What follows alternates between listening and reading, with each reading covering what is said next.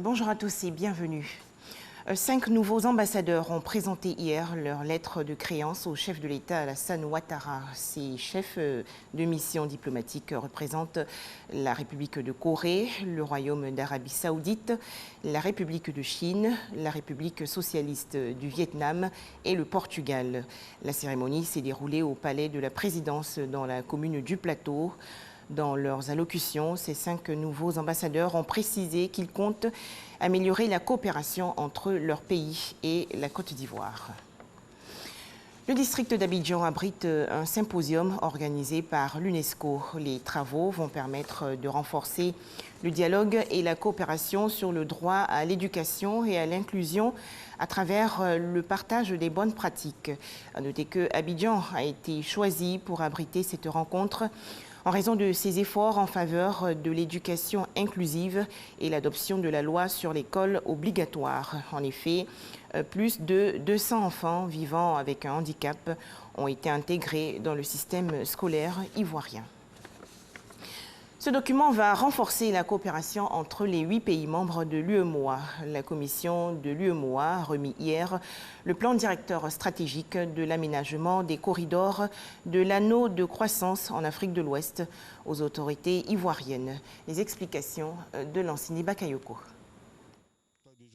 Ce plan directeur stratégique pour l'aménagement des corridors concerne 4 pays, à savoir le Burkina Faso, la Côte d'Ivoire, le Ghana et le Togo.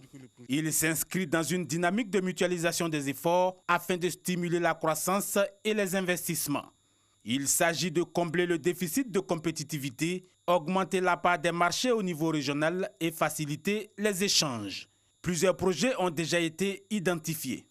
Ces projets concernent l'ensemble des secteurs de l'activité économique tels que le secteur des infrastructures, du transport, de l'énergie, des mines de l'agriculture, des ressources animales et halieutiques, des ressources en eau, de la promotion des investissements, des technologies de l'information et de la communication, ainsi que du commerce.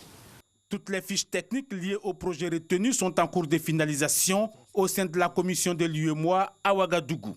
Cette réunion vise essentiellement donc, à informer et à sensibiliser les différentes parties prenantes sur le processus qui est prévu dans le cadre donc, de ce projet.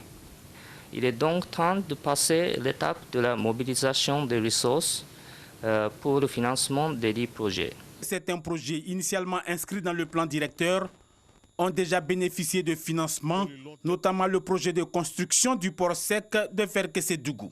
D'autres projets, comme l'amélioration des ressources en eau, connaissent également un début d'exécution.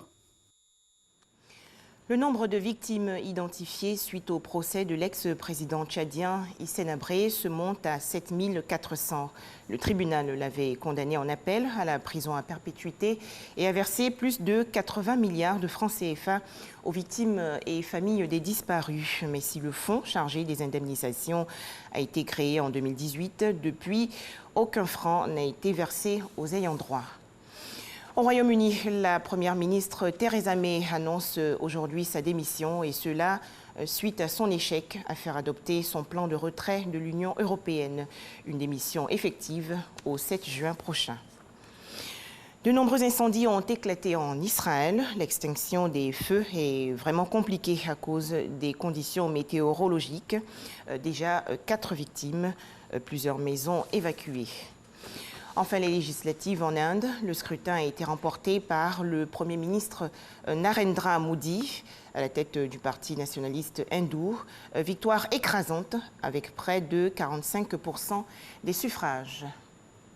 Merci de nous avoir suivis.